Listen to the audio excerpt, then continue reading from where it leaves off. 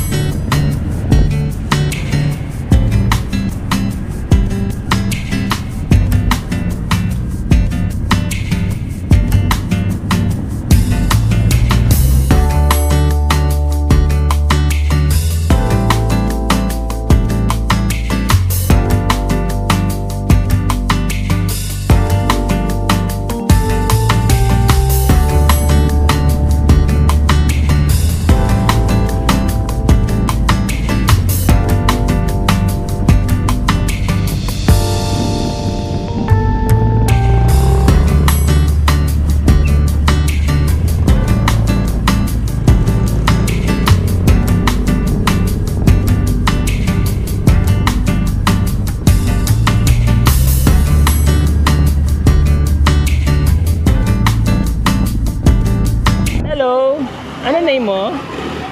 Anong name? What's your name? Marcus, Marcus. Sus, Yeah. How old are you? I'm You're what? 4?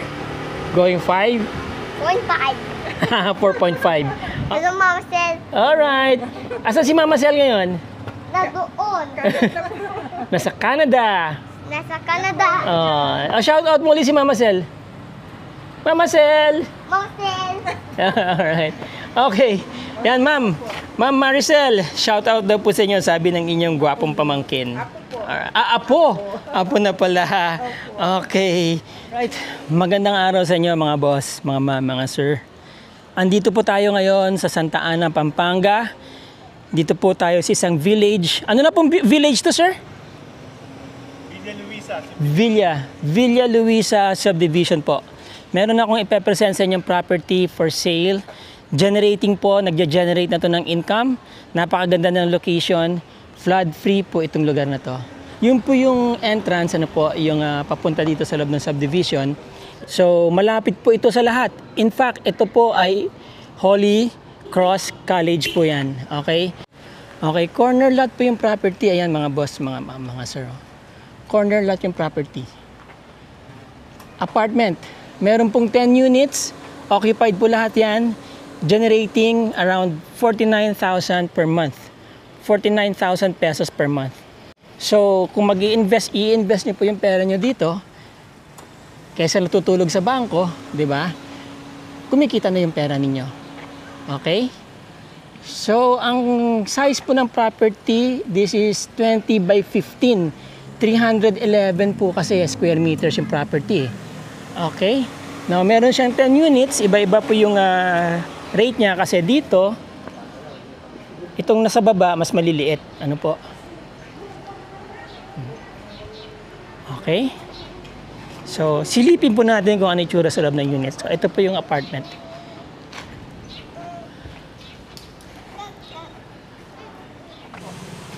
Again, this is Santa Ana, Pampanga. Ano po? Ano nga na pong village to, ma'am? Villa Luisa Subdivision. Dito, maluwag dito. Ano? Meron pa pong unit dito sa baba. Yan. Ano pong size ng unit dito sa baba, ma'am? Ma'am, dito sa ilalim, ano po yan? Kasama po yan. Kasama din po? Parang exit door nila, entrance at saka may exit door. Ito, kasama ito. Okay. Pwede sila mag-exit dito. Alright. Sige po. Maluwag po yung kanilang stairway, no? Silip po tayo ng layout ng isang unit, mga boss, mga sir. Para po may idea kayo. Okay.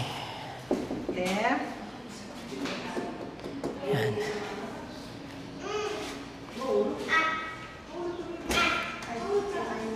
Hello po, ma'am. Magandang ano po. Sisilipin ko lang po. Ito lang po.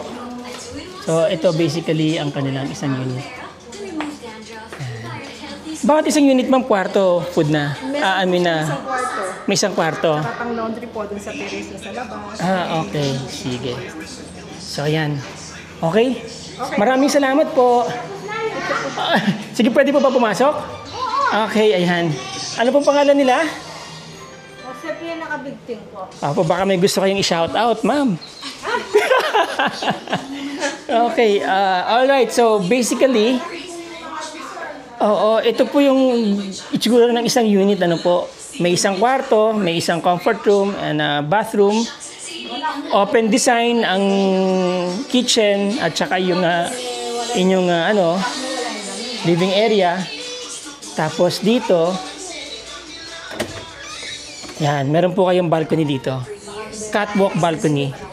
Ito na rin yung pinakasampayan ninyo.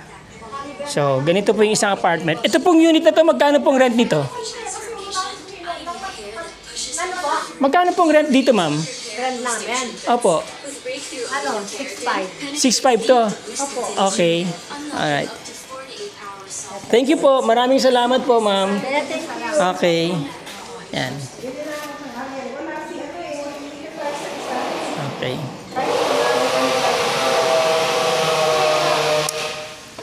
Pareho din naman po yan, ma'am, ano? Okay na po kung pareho naman sila ng layout.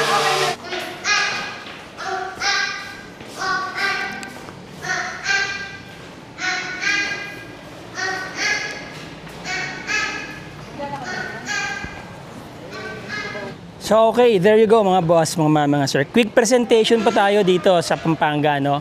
Again, ang property po is titled. Malinis po ang titulo, wala kayong problema. Updated po sila sa taxes and everything. 311 square meters po ang sukat ng property.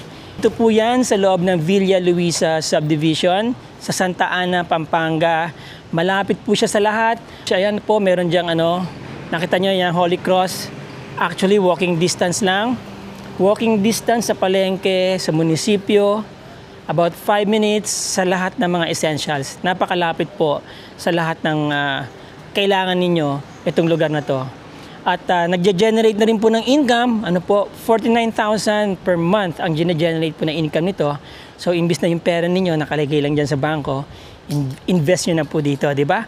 Nag-a-appreciate yung value ng property, at the same time, kumikita yung pera ninyo. Selling price, mga boss, mga sir, asking po na may-ari is 18 million only. Negotiable pa daw po yan. Depende na yan sa pag-uusap ninyo. Ngayon, yung mga interesado po dyan, nandiyan ang aking contact details. PM nyo ako, tawagan nyo ako, text nyo ako, email nyo ako, and then i-connect ko po kayo sa may-ari kung gusto nyo na po mag-tripping dito o tignan itong property na to. Okay mga boss, mga sir? Again, maraming salamat po sa inyo. By the way, yung mga gusto po magpa-vlog ng mga properties nila dyan, alright? Basta kaya kong puntahan yan, kakanain ko yan mga boss. Again, maraming salamat sa inyo mga boss, mga sir. Till the next video. Ciao.